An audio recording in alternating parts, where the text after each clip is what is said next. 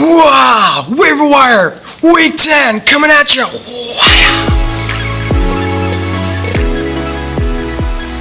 Hey Fantasy Academy, thank you for coming back for week 10 of the Waiver Wire. Please do me a favor and hit the subscribe button now, down here at the corner. Maybe it's over here in the corner. It's probably right here in the corner, actually. And let's get into it. I can't believe we only have a few weeks left. Teams on bye: Kansas City Chiefs, Dallas Cowboys, Atlanta Falcons, and the New York Jets. Let's go ahead and take a look at the injury report. First, we have Kyle Allen out with a dislocated ankle, which seems to be something similar to Dak Prescott, probably out for the season. What this means, however, is Alex Smith now is going to take over, and he likes to dump it off. J.D. McKissic, every time Alex Smith has come in this season, has added a couple more receptions. And if it's anything like this last weekend, J.D. McKissic had 9 receptions for on 14 targets and was managing to get 20 points this last weekend. So, he's not on the waiver wire list, but he possibly could be. See if he's in your league. Second, we have David Johnson and David Montgomery out with the concussion protocol. And then we have Laviska Shenault leaving with a hamstring injury and Preston Williams with a foot. All right, let's take a look at the quarterbacks. Last week, if you took my advice and you picked up Drew Lock, you started him, it was quite the day. Of course, anytime you play against the Atlanta Falcons, you're going to come away with a pretty solid stat line. This week, however, with the Atlanta Falcons not playing because of they're on bye, we have to look for the next best thing, which is who plays against the Seattle Seahawks? Jared Goff. Now, Jared Goff has been doing pretty well. He's been kind of mediocre numbers, but in the last 9 weeks, Jared Goff is ranked 13th overall. He has had 5 occurrences, however, where he's put up QB1 numbers, such as high as 32 points and 6 point per touchdown passing leagues. So, Jared Goff is definitely one, if he's on your waiver wire playing the Seattle Seahawks, is a good streamer. And next we have Baker Mayfield. Did I just say Baker Mayfield? Yes, I did. Baker Mayfield, I swear, he's been on more TV ads than I have seen highlight reels. However, they are getting Nick Chubb back, which should help them continue the ground and pound game, setting up play action. They also had the bye week to figure out what their life is going to be like without Odell Beckham.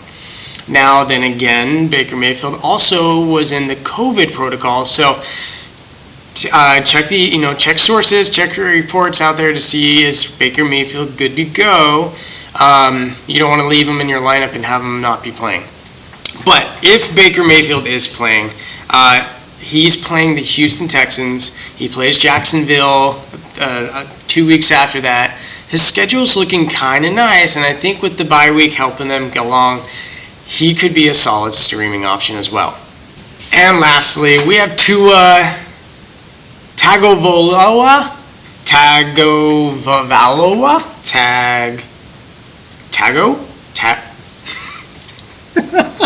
I'm sorry, I don't know. I should have looked it up. Tua for the Miami Dolphins. Tua, 2 weeks ago, was not looking great. This last weekend, he actually showed some talent, showcased why the Miami Dolphins picked him up at 5th overall. He was making some really solid throws as well, right? Hitting them in stride, splitting the defense. I think long-term, Tua is going to be doing just fine. Miami Dolphins have said that they're looking at him, and they've made that he's made some impressions on them, on the Miami Dolphins. And so I think Tua long-term is going to be pretty good. I think this week as well, he had 248 yards, 2 touchdowns, no interceptions. And this week they play the Chargers. And again, the Chargers are just that team that's allowing quarterbacks to be putting up numbers. So they've allowed the 3rd most points to quarterbacks. And then the next week after that, they have the Broncos, which is the 9th most points allowed to quarterbacks, followed by the Jets, which is the 10th most points allowed to quarterbacks. So you could do better. I mean, you could do worse with Tua. however you say his last name. I should learn that. Next, we have the mediocre running backs, because I'm not super thrilled with any of them. But first, if you must know, if David Johnson and David Montgomery are out, who's going to replace them? There's not many people there, which is why these two running backs are on the list. First, we have Duke Johnson. As soon as David Johnson came out, Duke Johnson ended the game with 73 all-purpose yards and a touchdown. He will be, I think, the biggest beneficiary of David Johnson being out. And so if you're looking for a streamer this week, or if you just lost David Johnson, hopefully you weren't counting on him too much, but Duke Johnson, I think, will put up okay numbers in David Johnson's place. But we'll see how David Johnson's looking at the end of the week. Next, that leads us to Ryan Nall of the Bears. David Montgomery is confirmed to be in the concussion protocol, which means that there's not really anybody there. Tariq Cohen's already on IR. Cordell Patterson is more of a special teams guy. Ryan Nall, when David Montgomery went down, Ryan Nall became the guy to come in with the hurry-up offense. Right? He caught 4 receptions on 4 targets, ended with a touchdown. We don't know what's going to happen with David Montgomery. If he's out, the reason why David Montgomery was so special is because he was getting a lot of touches. He's not that, he didn't do much with them, but he was getting 18 to 20 plus touches. If Ryan Nall is expected to get that type of load, then Ryan Nall could be a low-end flex option as well for you. But again, these two running backs, don't burn a high priority waiver. Don't spend a lot of fab on them. But if you're looking for someone to just slip in, they could do good, I guess. All right. Next, let's take a look at the wide receivers. Couple common names here again for the second week in a row. But first, let's take a look at Allen Lazard. The Green Bay Packers, again, Aaron Rodgers is on that kind of mission. And word is Allen Lazard is slowly making his way back. I believe right now that the last report I read was like late November. But I also heard and saw that he's actually in practices and he's moving around a little bit. So if you have a spot to burn, or you have an IR spot that's not being used right now, pick up Allen Lazard, see and wait how he's doing before your competition does. Later in the video, I'm going to talk about other reasons why we play the waiver wire. Yes, sometimes we play them so that we can have them, but sometimes we also play the waiver wire to prevent our competition from acquiring them as well. So, next we have Tim Patrick. Tim Patrick, I don't know what else to say. This last weekend, he was definitely overshadowed by Jerry Jeudy, who again is a phenomenal route runner, really quick, smart. But Tim Patrick's doing really well as also. He's been the most consistent of the Denver Broncos wide receivers. And I think that this week was just him coming back from his injury. So I think next week he's going to do pretty well. Next week, though, it might be a little bit harder, but the weeks after that, they play the Dolphins and the Saints, which have been doing wide receivers a lot of favors. So Tim Patrick could be a solid pickup. I still believe in him. And lastly, we have Jalen Reagor. The reason why I like Jalen Reagor is because their matchups are so nice. Yes, whatever's going on in Philadelphia is a mess.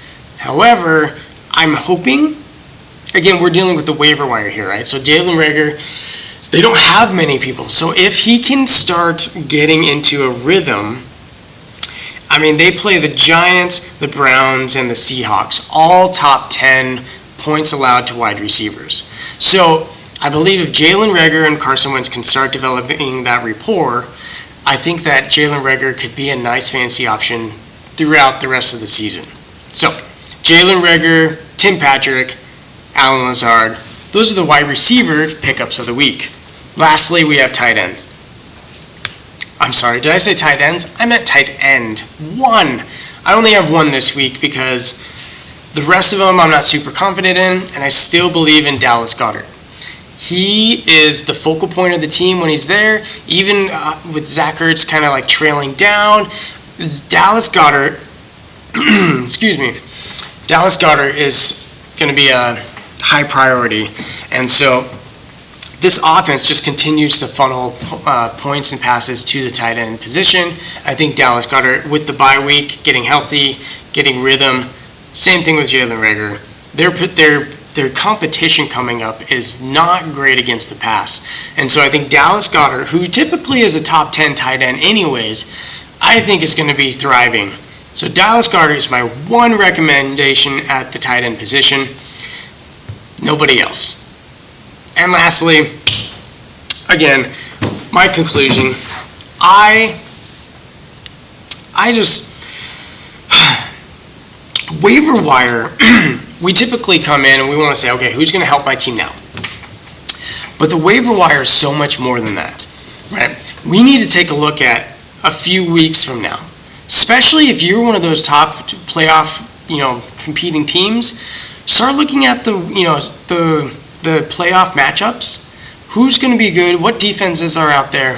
What players are going to have good matchups? Don't do anything crazy right now because we're still week 10. However, this is the time to start looking, right? Start looking at other teams. If they have players that have good matchups, start getting some feelers out there. What would it take to stack your team, right? We don't want to do it too early because, well, with COVID and with injuries, we're still got plenty of time left. You would hate to make a trade right now for those top running backs and then they get injured, right? I just got a report right now that Christian McCaffrey is in doubt from next week because of a shoulder injury.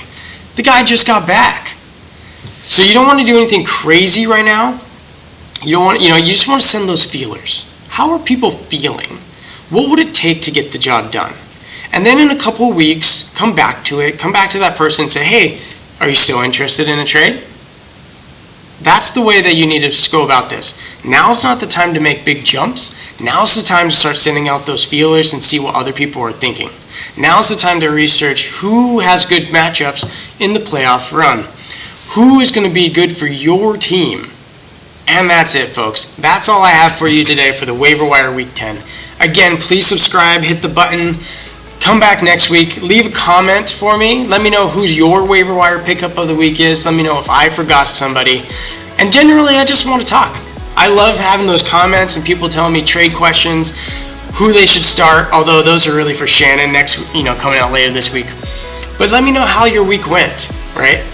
This is such a one-dimensional time that if you leave those comments, it allows me to connect with you, the audience. So it makes me feel good. It makes me feel happy. The reason why I'm doing this is to help people and to communicate. So thank you for leaving a comment. Thank you for subscribing, and I'll see you back next week. Bye.